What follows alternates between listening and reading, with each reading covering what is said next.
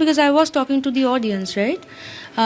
তখন উনি চিৎকার করে বলেন, অনেক জাগমা হয়েছে, এবার একটু সেকুলার গা গা তুই তোকারি, মানে গান টানেরও কোনো ব্যাপার, মানে আপনি গান এরম না বলে আমি স্টেজ থেকে নেমে গেলাম। তারপর আমি ভগবানপুর পুলিশ স্টেশনে গেলাম এবং গিয়ে আমি জানালাম যে এরম এরম হয়েছে। তো ওনারা বললেন যে আপনি একটা জেনারেল ডায়েরি করুন। আমি একটা জেনারেল ডায়েরি করলাম। আমি ফের বিতর্ক, মানে বিতর্ক যেন পিছু ছাড়ে না আমাদের ওয়েস্ট বেঙ্গলে। শীতকাল, শীতের মরশুম, বিভিন্ন জায়গায় মেলা ফাংশন চলছে, সাংস্কৃতিক অনুষ্ঠান চলছে। তো লগ্নজিতা গেছিল পূর্ব মেদিনীপুরে একটি ফাংশন করতে। সেখানে অনুষ্ঠান চলছে। তো সেখানে তিনি জাগো মা গানটা গাইছিলেন। এই গাইতে গাইতে হঠাৎ করে সেখানকারই তৃণমূলের একজন নেতা বললেন, অনেক জাগমা হয়েছে, এবার সেকুলার ছেড়ে একটু অন্য গান গা। আমি কিছু বুঝে পেলাম না যে একজন শিল্পী, তিনি গান গাইতে উঠেছেন, তাকে তুই তোকারি করে বলছে কোনো এক নেতা। মানে নেতা হলে বোধহয় সে নিজেকে অন্য কিছু ভাবতে শুরু করে, মানে সেই বোধহয় লর্ড হয়ে যায়। সে যাকে যা খুশি তুই তোকারি করে বলতে পারে। সম্মান বলে কোনো ব্যাপার নেই আমাদের পশ্চিমবঙ্গে। আমি অবাক হয়ে যাচ্ছি, কিছুদিন আগে যখন শুভশ্রী গাঙ্গুলিকে নিয়ে সবাই ট্রোল করছিল, তখন রাজ চক্রবর্তী তার স্ত্রীকে বাঁচাতে রীতিমতো থানায় গিয়ে এফআইআর করলো, কমপ্লেন করলো, বললো যে আমি এর শেষ দেখে ছাড়বো, জিভ ছিঁড়ে ফেলবো, টেনে ফেলবো। তা আজকে তিনি তার দলের একজন নেতা, এরকম কাণ্ডটি ঘটেছে, তিনি কোথায়? তিনি চুপ করে আছেন কেন? তিনি কোনো প্রতিবাদ করছেন না কেন? আমি জানতে চাই যে লগ্নজিতা চক্রবর্তী, তিনি এত ভালো গান গান, তিনি একটি শো করতে গেছেন, সেখানে গিয়ে তাকে হেনস্থা হতে হচ্ছে।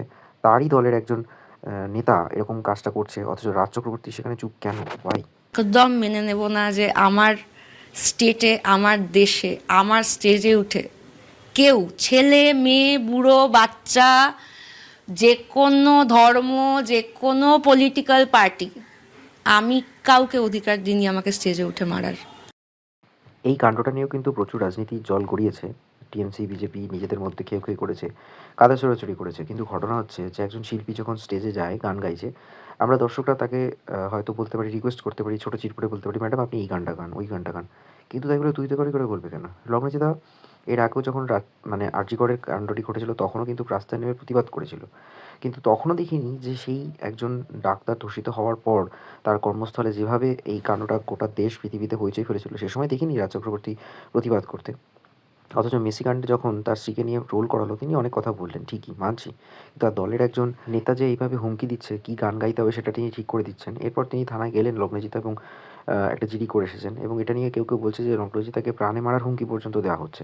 এবং হুমায়ুন কবির, অর্থাৎ মেদিনীপুরের হুমায়ুন কবির, মাথায় রাখবেন এটা মুর্শিদাবাদের হুমায়ুন কবির নয়, যিনি এখন টিএমসি ছেড়ে দিয়েছেন, তিনি বলেছেন যে এই ধরনের কোনো প্রোপাগান্ডা ছড়ানো হচ্ছে, এরকম কোনো ঘটনা ঘটেনি যে লগ্নজিতাকে প্রাণে মেরে ফেলার হুমকি দেওয়া হচ্ছে। কিন্তু আলটিমেটলি একজন শিল্পী, তাকে তুইতকারি করে বলা হবে, এবং তিনি কি গান গাইবেন সেকুলার ছেড়ে, মানে সেখানের মতো ধর্মনিরপেক্ষতা না রেখে সেখানেও ধার্মিক ব্যাপারকে তুলে ধরা হচ্ছে।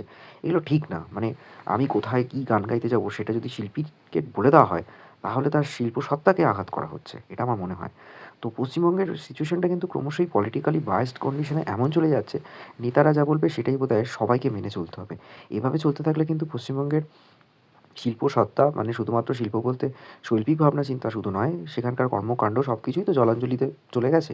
এখানে রাজনীতি ছাড়া আর কিছু নেই। এখানে রাজনীতি নেতারা যা বলবেন, তার রাজনৈতিক নেতারা যেটা মনে করবেন, সেটাই বোধহয় ফলো করতে হবে সাধারণ মানুষকে। এর বাইরে অন্য কিছু চলবে না। কেউ কিছু বলতে গেলে তাকে নানা রকমভাবে হেনস্থা করা হবে। এটাই চলছে পশ্চিমবঙ্গে এখন। Stay tune on Bong stories. আর অবশ্যই আমি আবারও বললাম, রাজ চক্রবর্তীর এ বিষয়ে কী ইনিশিয়েটিভ নিলেন আমার জানার খুব ইচ্ছা রইল।